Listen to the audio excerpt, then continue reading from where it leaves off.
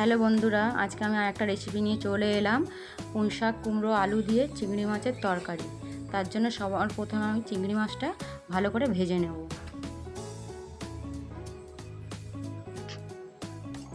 তারপরে কড়াই আমি তেল নিয়ে নিয়েছি, এর মধ্যে চিংড়ি মাছগুলো ছেড়ে দেবো। চিংড়ি মাছগুলো লাল লাল করে ভাজা হয়ে গেলে চিংড়ি মাছগুলোকে আমি তুলে নেব। ওই চিংড়ি মাছ ভাজা তেলের মধ্যে 5 ফোড়ন, শুকনো লঙ্কা, তেজপাতা ফোড়ন দিয়ে দেবো। তারপরে ওর মধ্যে আমি কোচানো পেঁয়াজগুলো দিয়ে দেবো।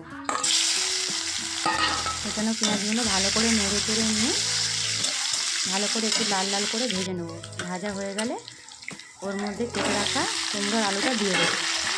কুমড়ো আলুটা একটু লাল লাল করে ভেজে নেব। ভাজা হয়ে গেলে একটু হালকা করে একটু নুন দিয়ে দেবো। নুন দেওয়ার পরে ভালো করে নেড়ে চেড়ে একটু ভাজা ভাজা করে নেব।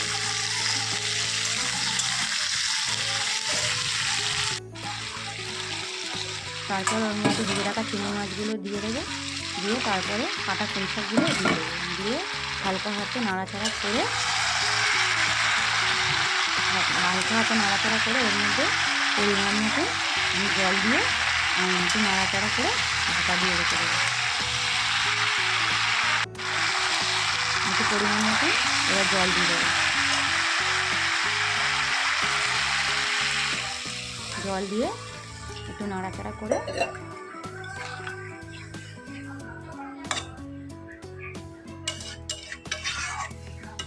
ভালো করে একটু নেড়ে চেড়ে সবজিগুলো সিদ্ধ হয়ে গেলে আমি পুঁই শাকটা নামিয়ে নিই।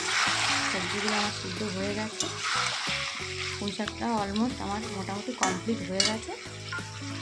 এবার আমি নামিয়ে নেব। আর এই চচ্চড়ি কারা কারা খেতে ভালোবাসে সবাই আমাকে একটু কমেন্ট করে জানিও। আর রেসিপিটা কেমন হলো সবাই একটু আমাকে কমেন্টে জানিও। Bye bye.